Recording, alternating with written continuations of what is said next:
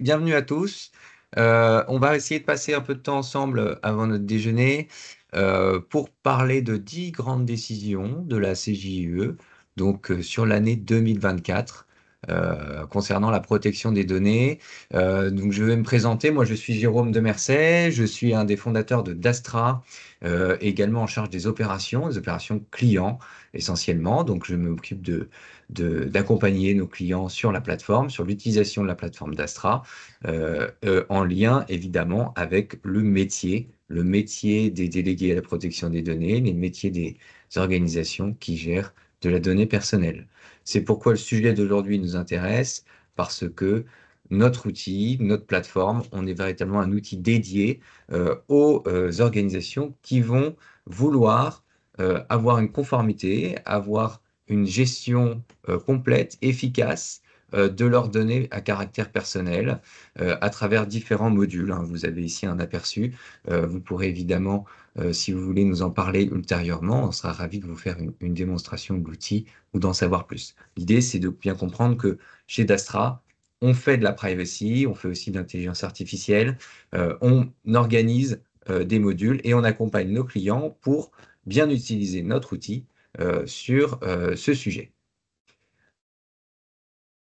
On a aussi une expertise sur la protection des données. Le sujet de ces webinars, c'est aussi de pouvoir partager avec vous quelques éléments importants qui sont, on le pense, nécessaires de connaître pour bien exercer son activité, en particulier quand on est délégué à la protection des données, par exemple, mais aussi juriste en protection des données, mais aussi concerné par le sujet. Alors, on va s'intéresser à la Cour de justice de l'Union européenne. Pourquoi cela?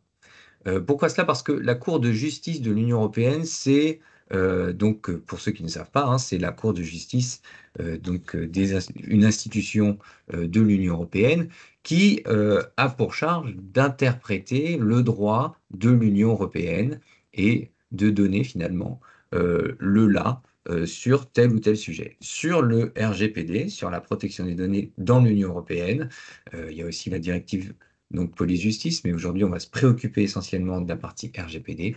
Eh bien, la Cour de justice de l'Union est en charge de donner une interprétation finale sur comment interpréter ce texte, ce règlement européen. C'est pour ça que les décisions qu'elle va rendre sont très importantes, parce qu'elles viennent figer, généralement, une interprétation qui peut être réalisée soit par une autorité de contrôle, soit par une juridiction civile, soit par une juridiction administrative. Toutes ces juridictions nationales peuvent solliciter, et c'est la plupart du temps ce qui est fait, la Cour de justice de l'Union pour lui demander son avis de comment interpréter cette disposition du RGPD au regard du contexte particulier de leur affaire. Quelques chiffres que je vous donne très rapidement, mais vraiment contextuels, sur les nombres d'arrêts qui portaient sur la protection des données. En 2023, il y avait déjà eu pas mal d'arrêts, parce que plus le temps avance, plus les questions sur l'interprétation du RGPD arrivent. On avait 24 arrêts principaux sur la protection des données. En 2024, on est déjà à 23 arrêts au 12 novembre, c'est-à-dire aujourd'hui, j'ai regardé tout à l'heure, on a 23 arrêts qui ont été rendus cette année sur la protection des données. En 2023, entre aujourd'hui et la fin de l'année, il y a eu pas moins de 8 arrêts très importants qui ont été rendus. Alors, on a encore quelques arrêts qui vont arriver, probablement d'ici la fin de l'année 2024, mais on pourra très certainement en reparler début d'année prochaine. Ici, l'idée, ça va être de en sélectionner 10 parmi ces 23 qui sont intéressants. Alors, le premier arrêt dont je voudrais ici partager avec vous, c'est un sujet qui va parler de la responsabilité de traitement. C'est toujours la notion principale de savoir finalement est-ce que le RGPD s'applique à mon sujet. Il y a eu une décision de début d'année 2024 qui portait sur le journal officiel, de la publication des textes officiels en Belgique, qui est réalisé par un organisme qui s'appelle le Moniteur belge. C'est l'équivalent en France de Légifrance. si vous voulez. Et la question était de savoir si ce moniteur belge disposait de la responsabilité du traitement, donc de la publication des actes officiels dont il était en charge. Pourquoi il y avait cette question? Parce que euh, c'était une, une, une mission qui lui était dévolue directement par la loi, par les textes. Finalement, on aurait pu se poser la question de savoir si effectivement, au regard de la réponse, de la définition de ce que c'est que la responsable de traitement, qui va être en particulier donc de définir les finalités et les moyens d'un traitement, est-ce que le moniteur belge, qui est finalement un exécutant au regard de la mission qui lui est confiée, eh bien, peut porter cette responsabilité de traitement sans même pouvoir finalement avoir de lien avec les documents qu'il publie, ni même porter une responsabilité, une personnalité juridique, hein. Le moniteur belge n'a pas d'autonomie juridique en tout cas, regarde sa personnalité. Il dépend, eh bien, d'une autre organisation, d'un ministère, etc. Donc là, la question qui a été répondue par la Cour, c'est qu'effectivement, la notion de responsable de traitement, elle est indépendante du fait d'avoir déjà une personnalité juridique au regard de sa responsabilité, ni même de la possibilité de pouvoir éventuellement modifier des documents là-dessus. Donc, en l'espèce, le moniteur belge avait été qualifié de responsable de traitement dans cette affaire. Il s'ensuit que le moniteur belge devait également eh bien, avoir donc respecté les principes évidemment du RGPD au regard de la publication, en particulier au regard eh bien, du droit à l'effacement potentiel des documents qu'il s'est amené à publier, et ainsi de suite. Donc, le contrôle des contenus n'est pas nécessairement une condition sine qua non de porter une responsabilité. La responsabilité au sens du RGPD, on voit qu'elle prend une notion, elle est une notion très large euh, et elle a vraiment pour euh, intérêt de renforcer l'effectivité des droits des personnes sur les données qui les concernent. On peut penser, hein, vous vous souvenez peut-être aussi au fait qu'on peut très bien être un responsable de traitement sans même avoir accès aux données hein, dont on est en charge. Et on va le voir, c'est aussi l'objet d'un autre arrêt. C'était aussi l'objet d'un arrêt bien connu qui était l'arrêt sur les témoins de Jéhovah, pour ceux qui voudront aller regarder. Donc, première décision intéressante. En France, si on fait le parallèle, eh bien, c'est la DILA qui est responsable de traitement de Légifrance, qui elle-même dépend d'ailleurs du ministère, des services du Premier ministre. Voilà, première décision sur la responsabilité. Ce que l'on a ensuite, de manière intéressante, c'est une décision qui date du 12 septembre. Alors, je vous ai mis un peu les décisions, pas forcément dans un ordre très précis, vous verrez, mais vous allez avoir quand même des salves de décisions qui vont porter sur certains sujets. On verra après, en particulier sur la réparation, les préjudices. Mais ici, on s'intéresse à une décision donc du 12 septembre 2024 qui portait notamment sur la licéité d'un traitement, dans un contexte particulier où on avait une société, donc un fonds finalement un peu d'investissement, qui avait communiqué des données sur d'autres associés dans le cadre de son activité. Et la question ici portait, et la décision est intéressante, alors je ne vais pas vous rentrer trop dans le détail de celle-ci, puisqu'elle est un peu cossue, c'est pour ça que j'en parle au début, c'est que elle porte sur la licéité, sur la base légale d'un traitement. Et elle va aller rappeler un certain nombre de conditions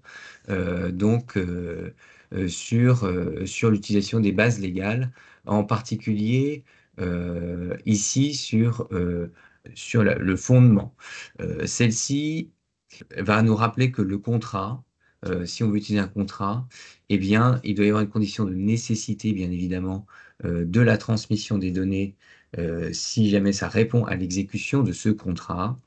Ce qu'il faut bien comprendre, c'est que c'est une décision qui porte sur la licéité du traitement, en particulier sur celle du contrat, et que, elle est intéressante, en particulier parce que elle va mettre une balance avec les autres bases légales, qui vont être notamment l'utilisation de l'intérêt légitime. Je voudrais m'attarder par contre maintenant quelques instants sur trois décisions importantes qui vont porter sur la responsabilité des organismes qui ont des manquements au RGPD et sur la capacité pour les personnes concernées à demander réparation d'un préjudice. Et donc, notamment, une interprétation importante qui est toujours confirmée par la Cour de justice de l'Union au regard de l'article 82 du RGPD. L'article 82, c'est un article qui permet notamment de réparer un préjudice du fait du manquement, eh bien, par l'organisme qui met en œuvre des traitements, du manquement à un article, à une disposition du RGPD.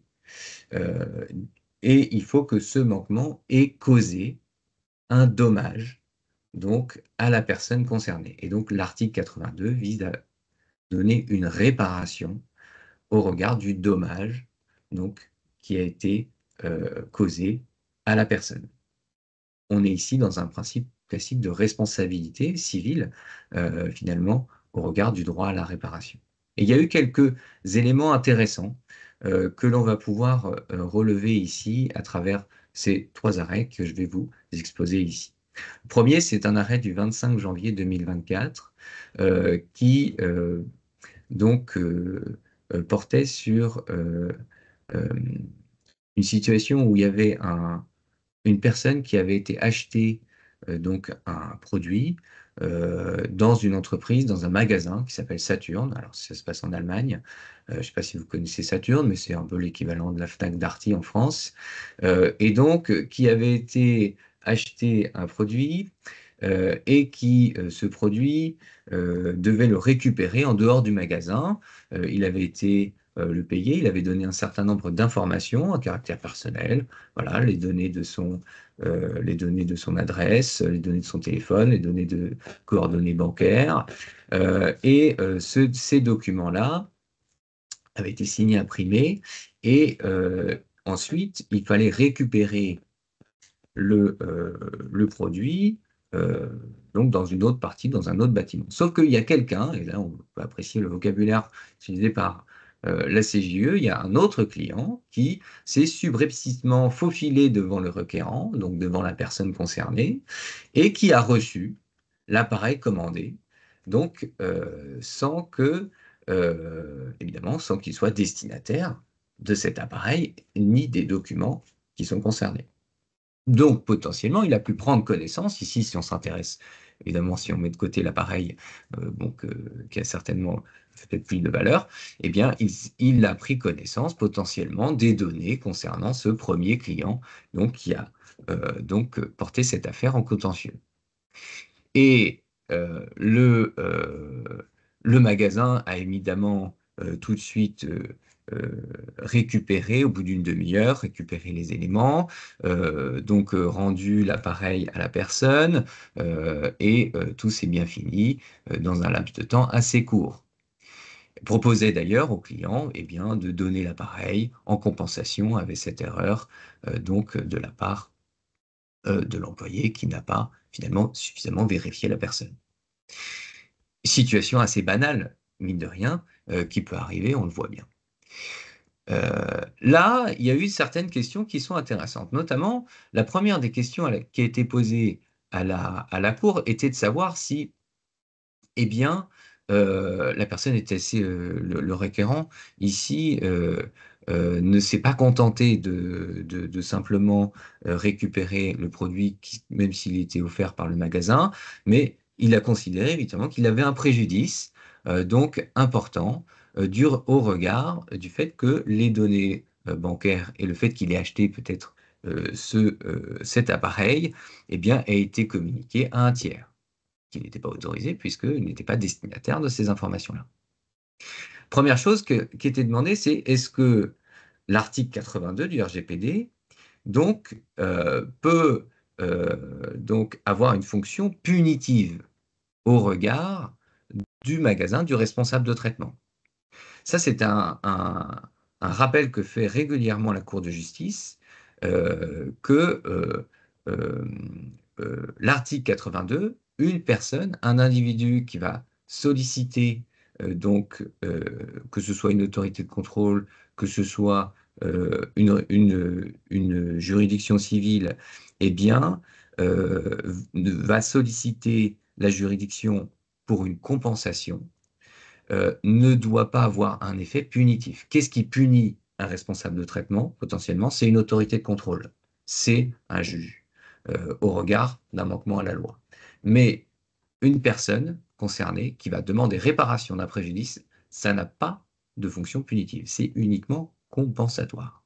Et donc le montant de la réparation, qui est ici, ne doit pas non plus outrepasser, eh bien, le montant donc estimé de réparation du préjudice donc, qui a été subi, réel, en l'espèce. Et en l'espèce, ici, la question était aussi de savoir si est-ce qu'il y a un préjudice. Là, la réponse, ici, qui a été apportée par la Cour, c'est qu'on peut imaginer qu'il y a un préjudice moral potentiel, mais que, ici, le préjudice moral ne peut pas résulter d'une simple crainte d'un usage abusif ou d'une diffusion non autorisée des données dont la personne aurait eu connaissance. Donc, ça veut dire que le risque hypothétique ne peut pas constituer un dommage réel, un préjudice réel. Il faut que ce soit quelque chose de concret et même un dommage moral doit avoir effectivement une incidence réelle sur la personne. Donc, pas le dommage moral doit être prouvé, il ne peut pas être fondé sur une simple crainte, sur un risque hypothétique là-dessus. De la même manière, donc, dans cette affaire, il s'était posé la question de savoir si, eh bien, l'erreur qu'a commis un employé, donc, à communiquer les données à la mauvaise personne, est-ce que ça suffisait à prouver que l'organisme n'avait pas mis en place les mesures de sécurité suffisantes? Eh bien, en tant que tel, c'est pas parce qu'on fait une erreur, qu'un de nos employés fait une erreur et donc peut causer un manquement au RGPD sur la sécurité des données, eh bien, ça ne veut pas signifier de manière automatique que les mesures de sécurité n'étaient pas appropriées. Ça veut dire que, globalement, on peut avoir mis des bonnes mesures de sécurité, quand bien même, eh bien, il peut y avoir un manquement. Et c'est pour ça que les mesures de sécurité qui sont rappelées et prévues par l'article 32 prévoient qu'elles doivent faire face au risque, toujours. Il n'y a pas de caractère absolu, donc, de ces mesures par rapport à une éventuelle violation de données. Et puis, quatrième point intéressant de cet arrêt, c'est que les manquements qui peuvent être reprochés à l'organisme qui met en œuvre les traitements ne sont pas du tout un critère pour déterminer le montant de la réparation. Si quelqu'un demande une réparation d'un préjudice, eh bien, peu importe que l'organisme ait fait 1 ou 10 manquements au regard du RGPD, ce qui est le plus important et ce qui est nécessaire pour évaluer ce montant, c'est que eh bien, le montant de la réparation répare le préjudice de manière complète. Il n'est pas là pour sanctionner l'organisme. Il y a d'autres moyens de le faire. Donc ça, c'est un arrêt intéressant, donc du 26 janvier. Il a été complété ensuite par un arrêt donc, du 11 avril 2024, toujours qui va porter sur l'article 82 du RGPD, qui va notamment rappeler un certain nombre de sujets. Ici, on avait donc plutôt un sujet de prospection, quelqu'un qui avait donc malgré son opposition répétée, subi de la prospection encore, et puis donc qui avait considéré qu'elle perdait le contrôle de ses données et avait estimé qu'elle avait un préjudice moral, donc euh, euh, euh, un préjudice moral. Alors, ce que rappelle cette décision, c'est dans la même logique qu'on a vu tout à l'heure, c'est que le simple manquement d'un organisme au RGPD, que les personnes n'aient pas pris en compte son droit d'opposition, donc il y a un manquement donc à l'article 15 par exemple, ou à l'article 21 du RGPD, son droit d'accès, ou en tout cas un droit, eh bien ça ne constitue pas en soi, c'est-à-dire que ce n'est pas automatique, ça ne constitue pas un dommage moral. C'est important parce que ça veut dire qu'il y a toujours besoin de prouver un préjudice. Et heureusement pour les organismes, sinon tout le monde pourrait, à chaque manquement d'un organisme, potentiellement dire, ah bah voilà, il y a eu l'exercice des droits n'est pas bien organisé, c'est pas facilité. euh, eh bien, je me sens lésé, je vais demander une réparation, une compensation financière. Il faut bien que ici, l'enjeu n'est pas là, l'enjeu est effectivement d'assurer une effectivité donc du RGPD et des droits. Ça, c'est aussi le rôle des autorités de contrôle, mais l'article 82, il a un rôle surtout de réparation d'un préjudice. On ne peut pas être le héros qui va aller surtout essayer de récupérer de l'argent auprès des organismes parce qu'ils ne mettent pas en œuvre les bonnes mesures pour se conformer au RGPD.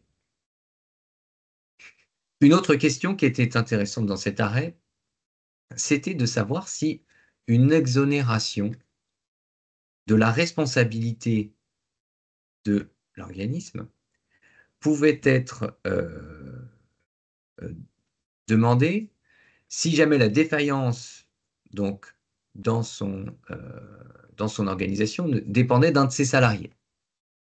Il avait un salarié, et le salarié, admettons, euh, qui devait s'occuper du marketing, n'a pas pris en compte, n'a pas respecté les règles qui avaient été prévues par l'organisme, n'a pas respecté les instructions finalement qu'il devait recevoir, et en conséquence de quoi la personne a reçu de la prospection non désirée. C'est important parce que ça veut dire finalement, est-ce qu'on peut se dédouaner de sa responsabilité parce qu'un de nos salariés n'a pas respecté les règles qu'on a fixées dans l'entreprise. Et ici, la Cour vient rappeler qu'il y a aussi une notion d'effet un peu utile du RGPD. Et donc, on ne peut pas s'exonérer de sa responsabilité donc parce qu'il y a une défaillance humaine. Pour être exonéré de sa responsabilité, donc il y a une disposition de l'article 82 qui le prévoit, eh bien, il faut véritablement prouver qu'il n'y a pas de responsabilité de ce dommage. Donc, dans la situation où un organisme organise les choses et quand bien même il y a une erreur d'un salarié, si c'est une défaillance, c'est pas suffisant pour s'exonérer de sa responsabilité. Alors pour prouver qu'on n'est pas responsable de ce dommage, je pense que là-dessus, il faudrait être très inventif, que pour le coup, la personne n'entre pas du tout dans le cadre de ses fonctions. Je pense qu'on peut peut-être faire un parallèle, par exemple, avec le droit du travail, l'effet de la subordination d'un salarié, et dans quel cas, eh bien, il sort de ses fonctions, et donc l'employeur peut se déresponsabiliser. Ensuite, on rappelle également aussi plusieurs choses, hein, ce qu'on a déjà évoqué dans la continuité de tout à l'heure, de l'arrêt précédent, que les critères qui sont fixés à l'article 83 pour sanctionner un organisme qui ne respecte pas le RGPD, donc au regard des manquements qui lui incombent, y compris des nombreuses violations, n'ont aucune incidence donc sur la réparation au titre de l'article 82. Ça veut dire qu'une personne qui demande réparation d'un préjudice ne peut pas se prévaloir eh bien, des éléments d'appréciation de l'article 83, de la nature des manquements, de la gravité, de la coopération avec l'autorité de contrôle, etc., pour obtenir une réparation qui serait plus ou moins forte du préjudice. C'est toujours, on répare un préjudice et on le répare de manière complète, mais pas plus, pas moins.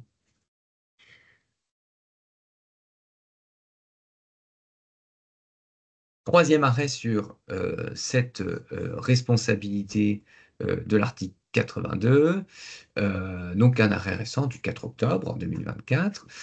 Il y avait un individu, donc ça se passe en Lettonie, qui avait saisi les juridictions concernées à la suite d'un préjudice moral, donc au regard d'une situation où la personne avait qu'avait subi, puisque il s'agissait d'une personne qui était relativement connue, en l'espèce un journaliste connu en Lettonie, qui avait fait l'objet de parodies, d'une campagne visant à sensibiliser des consommateurs sur les risques encourus lors de l'achat d'un véhicule d'occasion.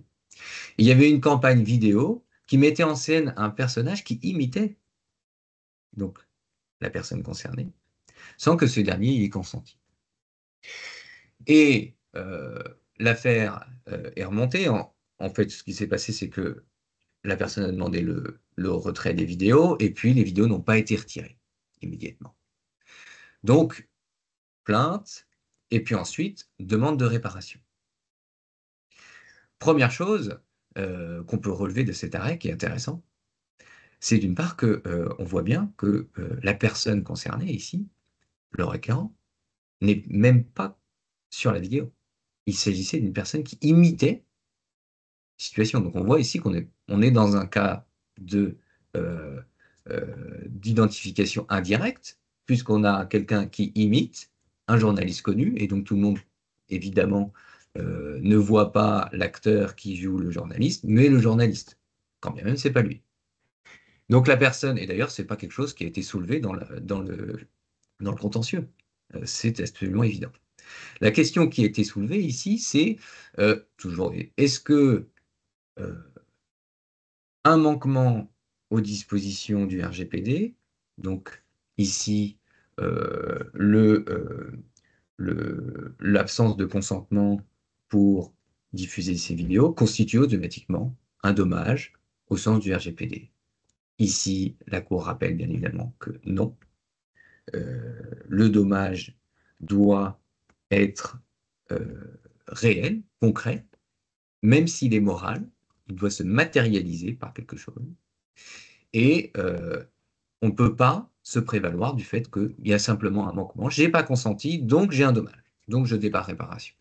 Non, il faut que je n'y ai pas consenti. Il y a eu le traitement des données, donc frauduleux. Et derrière, j'ai eu un dommage qui peut être physique ou moral. Je me suis cassé la jambe, j'ai eu une perte financière, j'ai eu une atteinte à ma réputation, et je dois pouvoir le prouver. Et enfin, euh, donc, un élément intéressant sur le degré de compensation. Comment est-ce que le montant de la compensation peut être pris en compte? En l'espèce, l'organisme, donc le PTAC, avait présenté des excuses donc à la personne. Elle ne pouvait pas revenir en arrière puisque le mal avait été fait, entre guillemets, avait présenté des excuses et avait considéré que, eh bien, il y avait une réparation au travers des excuses publiques qui avaient été demandées. Et puis, évidemment, la personne concernée voulait aller plus loin. Voilà.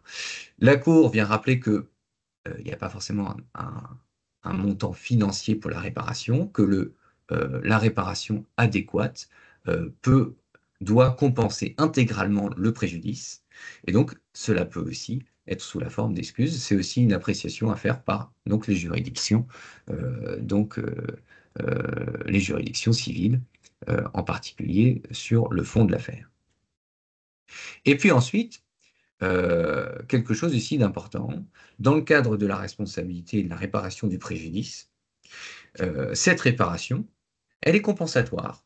Ça veut dire que on va tout simplement quantifier un préjudice, comme dans les assurances, on quantifie le préjudice, et on va apporter un montant, on va apporter une réparation, alors qu'elle soit en montant ou autre chose, pour compenser de manière complète, intégralement, ce préjudice. Ça veut dire que, eh bien, l'action que peut avoir l'organisme qui a fait le manquement, eh bien, n'a pas d'incidence.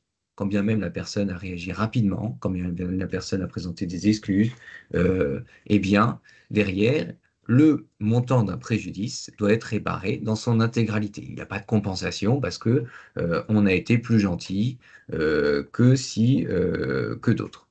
Donc ça, c'est important là-dessus de le rappeler euh, de ce point de vue-là. Alors, aussi, on peut souligner quelque chose, c'est que la réparation, la présentation d'excuses publiques, c'est aussi quelque chose qui est prévu par la loi en Lettonie, hein, de devoir aussi présenter ces éléments-là, donc qui aussi, donc, au regard du droit local, eh bien, permet d'accepter aussi ce type de compensation.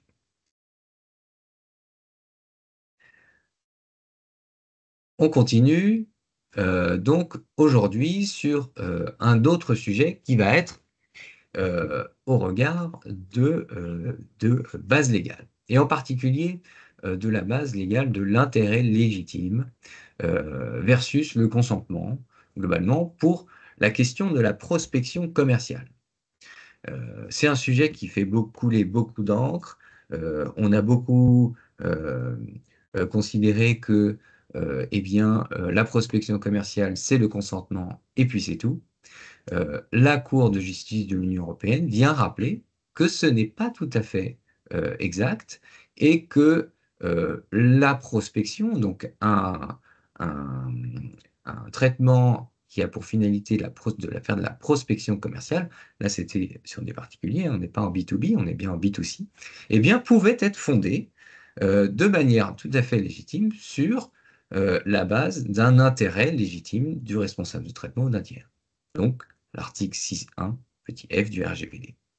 Pourquoi est-ce qu'elle évoque ça? Parce que d'une part, vous avez aussi le RGPD lui-même qui va aller le prévoir dans un de ses considérants, et puis elle va tout simplement rappeler qu'il n'y a pas finalement de limite dans l'utilisation de telle base légale, il n'y a pas de base légale supérieure à d'autres par rapport à certains sujets. En France, on utilise le consentement essentiellement aussi parce que, et en Europe, parce qu'on a aussi la directive e-privacy, en particulier sur la prospection commerciale, qui vient imposer un accord. En l'espèce ici, vous aviez, ça parle de tennis, vous aviez la fédération donc nationale de tennis qui réunissait l'ensemble des adhésions de tous les clubs donc qui adhèrent à la fédération. Et puis la fédération avait transmis donc sans demander l'accord des membres, les données des adhérents, des clubs, à deux organismes, donc à des fins de prospection, qui étaient notamment en particulier des sociétés de jeux de hasard. Donc casino en ligne, et puis une autre société, j'ai plus le nom en tête. Et donc derrière, ces sociétés-là eh bien, pouvaient prospecter auprès eh bien, de la base des joueurs de tennis dans les Pays-Bas. Alors, la question qui était de savoir, c'était est-ce que, la fédération disait, bah oui, on s'est fondé sur l'intérêt légitime pour pouvoir communiquer à nos partenaires commerciaux les données donc de nos adhérents. La question était de savoir si effectivement, d'une part, cette base légale est valable, c'est-à-dire est-ce qu'on peut déjà la soulever pour une finalité de prospection, ce à quoi la Cour va répondre de manière positive. Alors il y a une question d'interprétation par la négative de manière positive. Elle vient rappeler et de manière, je pense, assez nuancée que effectivement il n'y a pas une interprétation stricte de ce sujet-là de la prospection commerciale et que les intérêts légitimes sont possibles. Alors, pourquoi est-ce elle a dû répondre à cette question? Parce que l'autorité de protection des données aux Pays-Bas avait posé comme principe cardinal, qui ne souffrait pas d'exception, que la prospection commerciale devait absolument être fondée sur la base du consentement. Et donc, cette décision vient nuancer, vient un peu rassurer aussi les organismes sur le fait que ce n'est pas exclusif, il peut y avoir d'autres bases légales pour pouvoir réaliser de la prospection commerciale telle que l'intérêt légitime. Néanmoins, l'intérêt légitime doit répondre à des conditions strictes, pour le coup, pour être réalisé, en particulier les conditions de nécessité et de proportionnalité, des intérêts par rapport à la finalité. Donc déjà, il doit y avoir des intérêts, ensuite, ces intérêts doivent être strictement nécessaires pour pouvoir réaliser la finalité, et puis évidemment, les données doivent être proportionnées, hein, euh, par rapport à l'objectif, on ne doit pas outrepasser les droits, les libertés des personnes. Ça veut dire que, en l'espèce, ça ne veut pas dire que la fédération pouvait le faire. Concrètement, elle s'est plutôt fait retoquer. En particulier parce que la Cour, donc, en rappelant les principes qu'effectivement on peut utiliser l'intérêt légitime, elle a aussi pris un peu de sa propre initiative, elle a été jugée concrètement si la situation permettait de le faire. En l'espèce, elle a considéré que, en invitant la juridiction qui lui a posé la question, en lui proposant une réponse, en lui disant eh bien, effectivement, ici, les conditions de proportionnalité en particulier euh, donc, euh, euh, ne sont pas réalisées ici, dans le cadre de cette transmission. Ce que la Cour souligne, c'est que elle suggérait que les personnes concernées, donc les adhérents, aient au moins eu une information préalable sur le fait qu'il y ait des partenaires commerciaux. Et puis, elle souligne même que la fédération aurait dû demander leur accord. Donc, pour cette transmission. Donc, quand bien même on n'est pas sûr du consentement, elle indique que pour pouvoir réaliser cette prospection, il faut répondre aux conditions de l'intérêt légitime, qui est de donner effectivement les moyens, les moins intrusifs euh, de ce point de vue-là, et puis d'être loyal derrière, hein, par rapport à ça. Et donc, ce qui impliquait finalement donc une meilleure transparence et la possibilité, eh bien, de tout simplement dire oui ou non de ce point de vue. Elle évoquait aussi le fait que, au regard des destinataires des données, l'équilibre donc des intérêts entre l'intérêt légitime de la fédération, qui est de faire de la prospection donc à des partenaires commerciaux, et de la prospection de ses adhérents via les partenaires commerciaux, et l'activité même des partenaires commerciaux, eh bien, on voyait bien qu'on était ici dans un déséquilibre, puisque les partenaires commerciaux, c'était pas des sociétés de magasins de sport, non, c'était des sociétés de jeux de hasard. Et des jeux de hasard, aujourd'hui, on voit bien que c'est très réglementé, en France au moins, et il peut y avoir des risques importants d'atteinte aux droits des personnes, comme, eh bien, par exemple, des atteintes à la santé mentale, la ludopathie, hein, ce qu'elle évoque notamment. Et donc, on voit bien que, euh, d'accord, on peut utiliser l'intérêt légitime, mais attention, si on utilise les intérêts légitimes, il faut répondre strictement aux conditions de la base légale des intérêts légitimes, et puis évidemment documenter tout ça. Toutes ces questions, on doit pouvoir le prouver.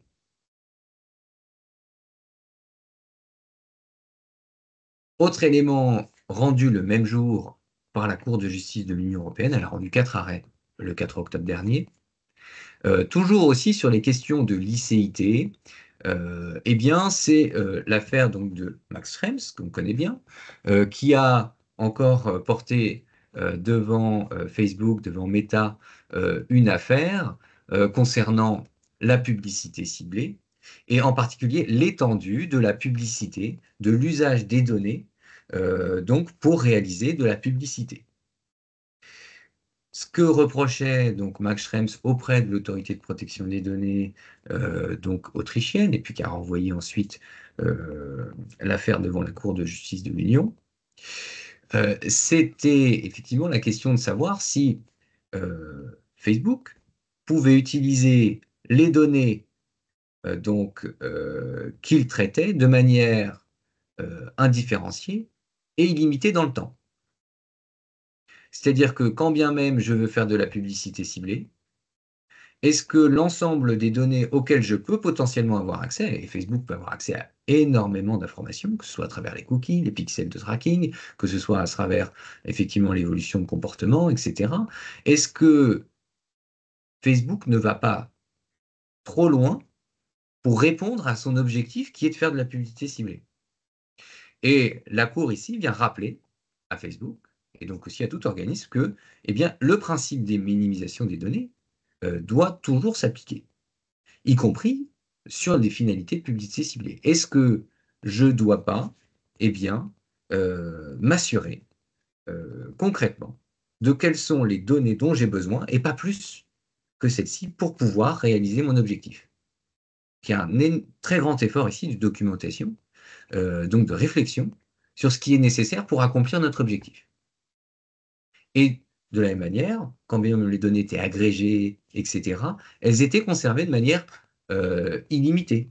Est-ce que j'ai besoin de conserver de manière illimitée les données des utilisateurs de Facebook et peut-être d'autres utilisateurs qui ne sont pas sur Facebook pour pouvoir réaliser de la publicité ciblée? La réponse de la Cour est non. Il faut respecter le principe de minimisation des données. Il faut effectivement avoir une limite dans le temps. Et il faut avoir aussi une limite, donc une parfaite connaissance des données utilisées pour respecter ce principe de minimisation des données. Donc il faut bien savoir finalement qu'est-ce qu'on a et à quoi ça sert. Et se poser la question pour chaque donnée, est-ce que ça répond bien à l'objectif de ma finalité? Et un deuxième point sur lequel la décision est intéressante, c'est notamment sur la question des données sensibles. Les données sensibles, vous le savez, par défaut, c'est interdit.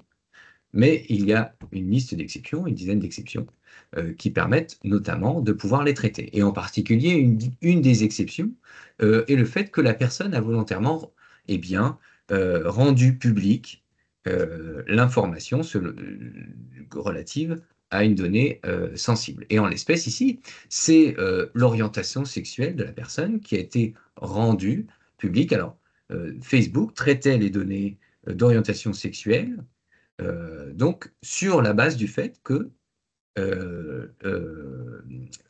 ces données-là, cette information-là, avait été rendue publique par la personne concernée.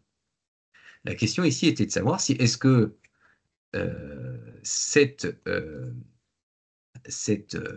cette divulgation permet donc de pouvoir les traiter, donc de déroger à cette protection stricte.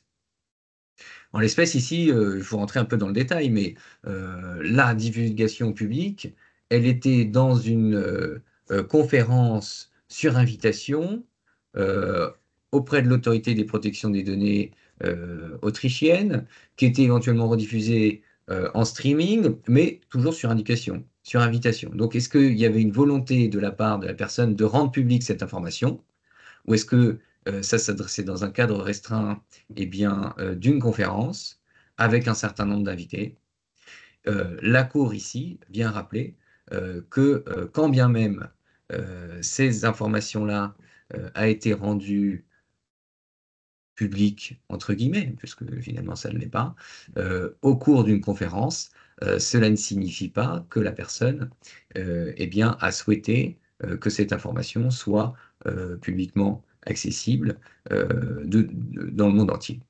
Et donc, ça ne déroge pas, et donc ça ne va pas permettre de traiter cette information-là. Donc, ça nous rappelle un peu ce que c'est que si, une de ces exceptions, voilà, que le pape François soit catholique, a priori, on est tous au courant et c'est plutôt public. Et par contre, une orientation sexuelle qui est diffusée, quand bien même, et dans un cercle plutôt restreint, eh bien, ça n'est pas une excuse, ça n'est pas un fondement pour pouvoir le traiter quand bien même, en plus de ça, à des fins de publicité ciblée dans le cadre de son traitement sur les réseaux sociaux. Donc, une décision intéressante que je vous invite à lire. Pour info, il y avait une question sur le support. Oui, nous rendrons accessible le support avec les liens vers les arrêts. Ensuite, on a une question ici intéressante, et je vais essayer d'accélérer, du 26 septembre dernier. Pour les questions de responsabilité d'une autorité de contrôle.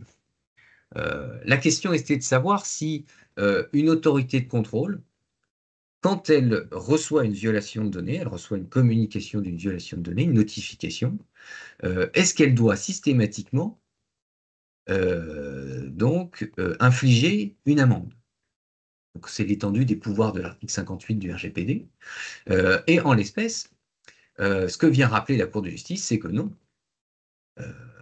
Les pouvoirs d'intervention de l'autorité de contrôle, il n'y a pas toujours une mesure correctrice, donc une amende ou autre, ou une mise en demeure en France, par exemple, en cas de violation. Hein, il y a une marge d'appréciation qui est importante, et donc ce n'est pas systématique. C'est pas parce qu'il y a eu une violation, et fort heureusement, sinon il y aurait des sanctions automatiques, qu'on a une amende derrière, une intervention de l'autorité de contrôle.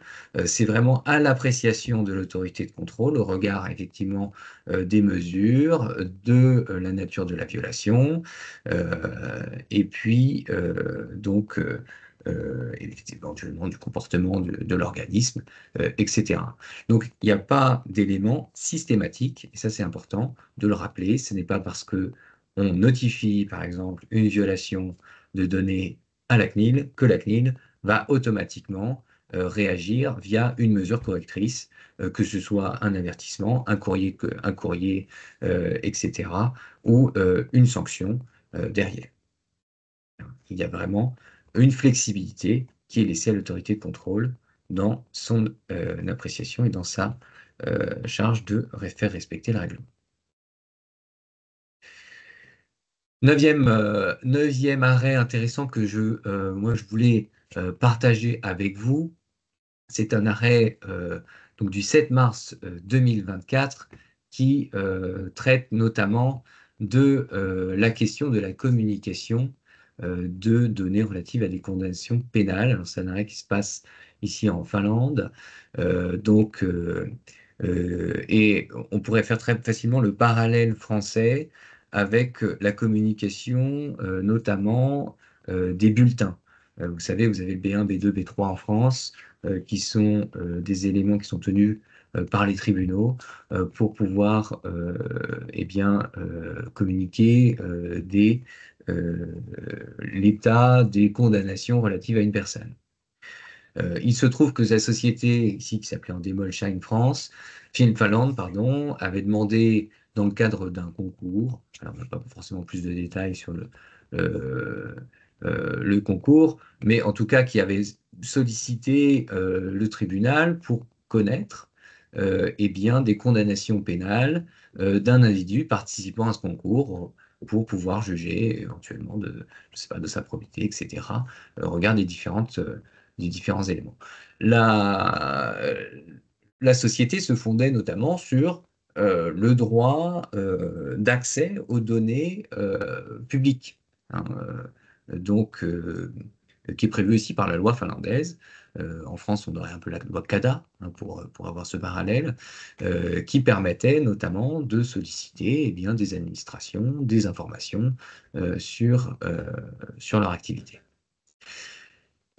Alors, comment est-ce que la société a demandé? La première chose, c'est qu'elle a demandé de manière orale. Et là, c'est aussi, il y a un petit accent qui est intéressant là-dessus. Il y a eu une communication. Elle a demandé une communication orale de ces informations. Et donc, la communication orale, il y avait une première question de savoir, c'est est-ce que ça rentre déjà dans le champ du RGPD? Vous avez ici, je ne sais pas, vous allez au greffe d'un tribunal, vous demandez, on vous répond de manière orale sur le fait que telle personne, oui, elle a été condamnée, non, elle n'a pas été condamnée. Est-ce qu'on rentre ici dans le traitement de données à caractère personnel? La réponse, je vous rassure, elle est oui. Une communication orale, ça rentre bien dans un traitement de données à caractère personnel. On est bien ici dans une opération, une utilisation des données, quand bien même ce n'est pas automatisé, hein. Le RGPD prévoit que ce soit automatisé ou non. Et en plus de ça, le traitement derrière peut être fait de manière donc automatisée, ça peut être aussi fait dans un fichier. Dans un fichier, c'est-à-dire que on peut l'écrire sur un bout de papier. Si c'est structuré, ça rentre dans un dossier, par exemple, de la personne, eh bien, on est bien ici dans un cadre d'un fichier. Donc, on est bien ici sur une communication orale qui rentre dans le cadre du RGPD. Et donc ensuite, il faut concilier les deux droits, entre le droit d'accès à des documents publics et puis le droit à la protection des données. Et là, la Cour vient poser ici une évaluation entre ces deux droits fondamentaux en considérant que eh bien, les données relatives aux condamnations pénales sont particulièrement sensibles et que la communication, même à des fins d'accès public par une société, peu importe d'ailleurs que ce soit une société commerciale ou un particulier, eh bien, que ça n'entre pas dans les possibilités de communication sans qu'il y ait aucune restriction là-dessus. Il faut qu'il y ait vraiment des intérêts qui soient justifiés, qu'il y ait des conditions strictes qui soient posées pour le faire. Donc ça, c'était une décision aussi qui est intéressante, puisqu'on voit qu'il y a ici une balance qui est mise en place entre le droit d'accès, la protection des données, d'une part, et en particulier sur ce cas particulier des condamnations pénales. Donc évidemment, quand on va aller demander, solliciter un B3, un B2, il faut toujours que ce soit bien évidemment très encadré, qu'il y ait un intérêt spécifique, soit pour le poste par exemple, soit pour les éléments, et puis qu'on fasse aussi bien évidemment attention aux mesures appropriées à mettre en place dans le cadre de cette transmission et conservation, éventuellement traitement des données. Dernier arrêt, et puis après on va pouvoir s'arrêter là, aller déjeuner, rendu le même jour, le 4 octobre donc 2024, ici qui concernait en particulier euh, une société, le secteur de la pharmacie. Et en particulier, le fait qu'il y ait une société, là on est ici en Allemagne, il me semble, il y a beaucoup d'arrêts qui viennent de l'Allemagne, vous l'aurez vu, hein. Beaucoup de contentieux aussi sur la protection des données qui provient des juridictions allemandes. Vous avez ici une société un pharmacien qui se plaignait d'un concurrent qui vendait des médicaments sans ordonnance directement en ligne.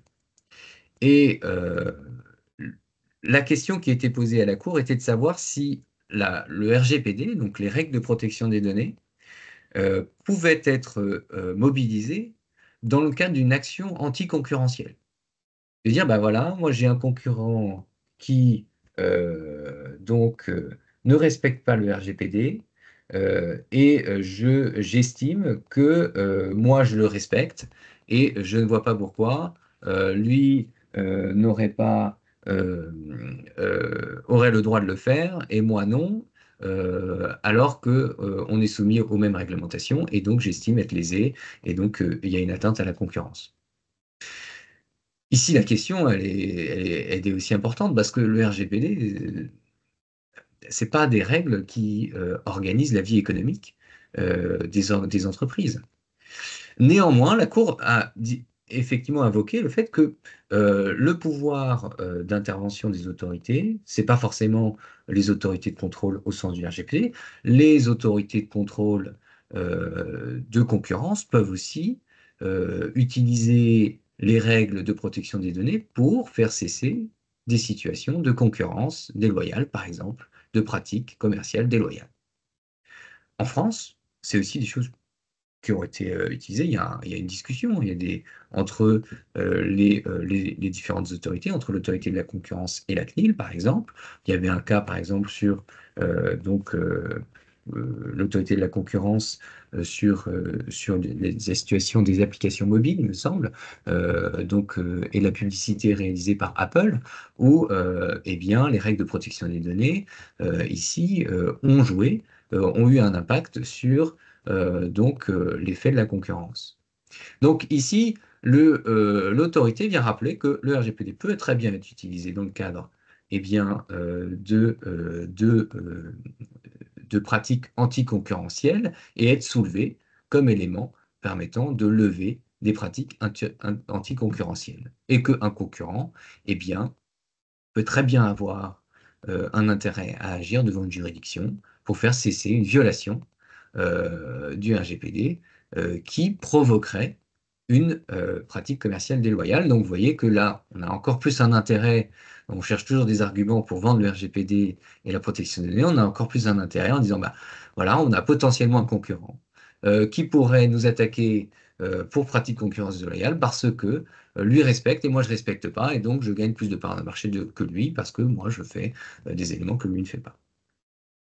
Premier enseignement important de cette décision du 4 octobre, et également un élément intéressant sur la définition là, des données de santé.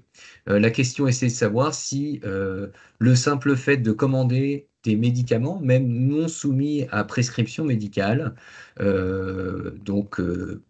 alors en France, on ne pourrait pas forcément le faire, je crois, mais peut-être des éléments de parapharmacie. Eh bien, si on achète des médicaments sur Internet qui ne sont pas soumis à prescription médicale, est-ce que le fait d'acheter les données et de donner, passer une commande, voilà, de donner son nom, son prénom et d'acheter ce médicament, eh bien, révèle une donnée de santé? Et là, bien évidemment, la Cour vient répondre par la positive, par l'affirmative, en disant qu'effectivement, l'interprétation large des données de santé, bien évidemment, que le fait d'acheter tel médicament peut révéler eh bien, un état de santé, qu'elle soit physique ou psychique, sur la personne. Euh, donc, de ce point de vue-là. Voilà, et bien, écoutez, il est 13 heures, on est rentré dans les temps. Voilà, merci pour avoir participé à ce webinaire. L'actualité, l'activité ne s'arrête pas là. Pour 2024, on est encore en novembre. L'année dernière, il y a eu beaucoup de décisions qui ont été rendues au mois de décembre, très importantes.